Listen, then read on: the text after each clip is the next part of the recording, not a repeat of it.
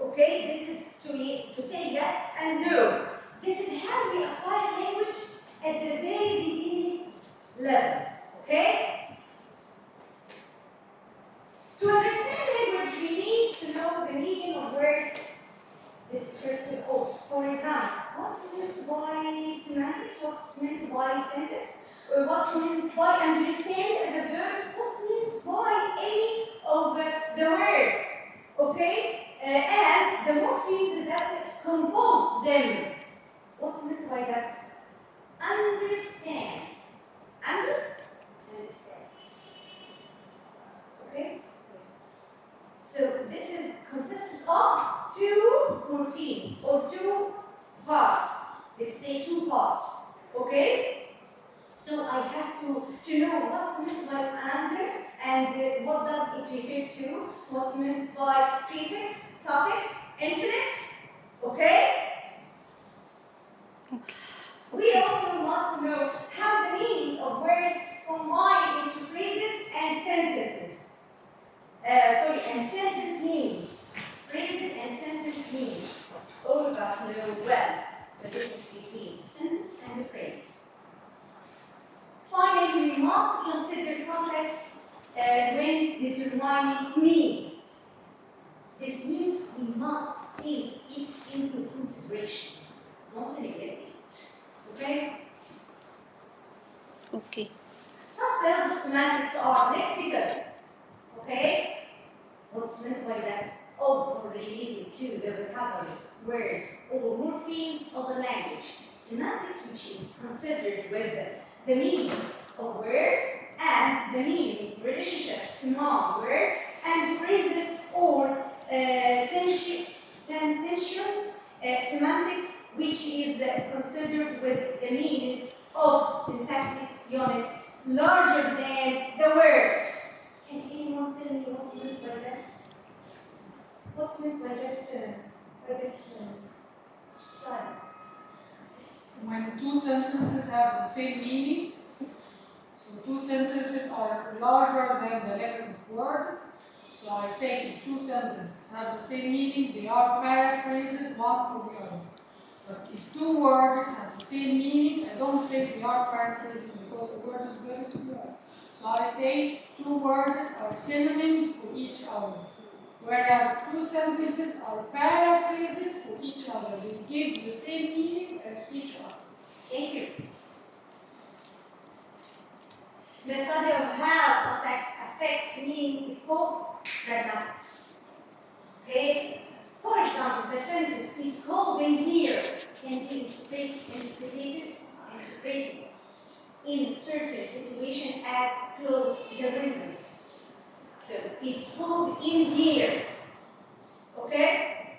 It means I inform you or please close the window. Okay?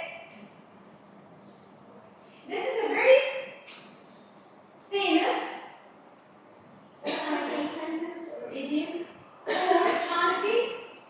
Colorless green ideas sleep first.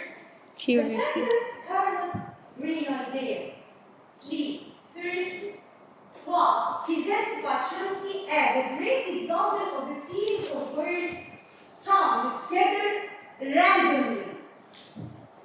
It grammatically, according to the lexical classification, however, it's nonsense on a semantic level. Again, it's nonsense of a semantic level. Grammatical? Correct. Semantic? Or so goes the claim, but is the claim correct? Can you guess before I show you the result? Can you guess? Is the claim correct or not?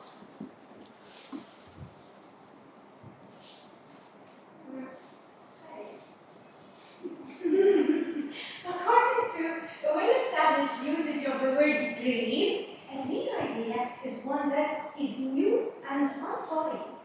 Something not tried before. It will be the first time to be applied. Okay?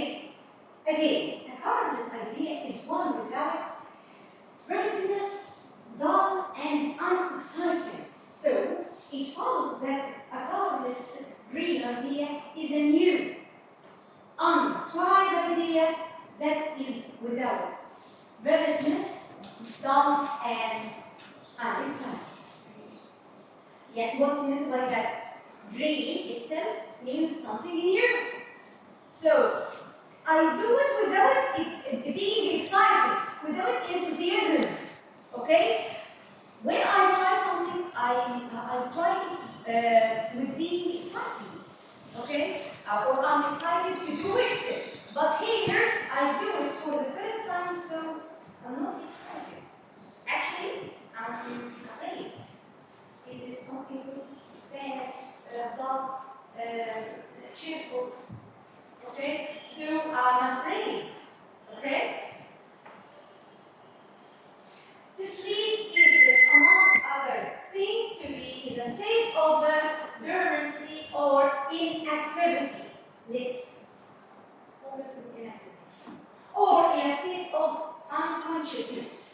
To sleep firstly may seem a puzzling turn of phrase, but one reflects that the mind in sleep often indeed moves firstly with ideas and images written in and out. Of course, and sleep we see many abnormal things. I flight once in my dream, and this is not normal. This is not in a conscious state. Okay? So, what is the poet telling us? One assumes that the quoted line is from the work of the poet working in a medium of studied precision and ambiguity, or rather, as we shall see.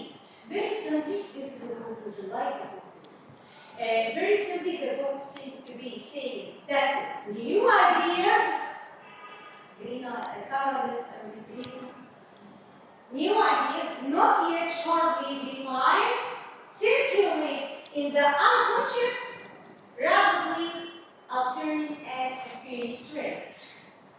This is the conclusion and the meaning also of the sentence that I showed you that Chomsky was discovered. Okay? Just a minute.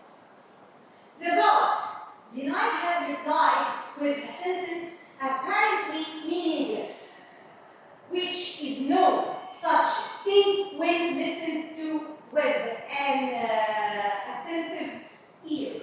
And yet, consider this sentence is a very intellectualized production.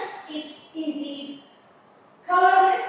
It was, we suspected, a new idea, a variant of a possibly still new at the very moment of production, one occurring by chance in the force of the unconscious.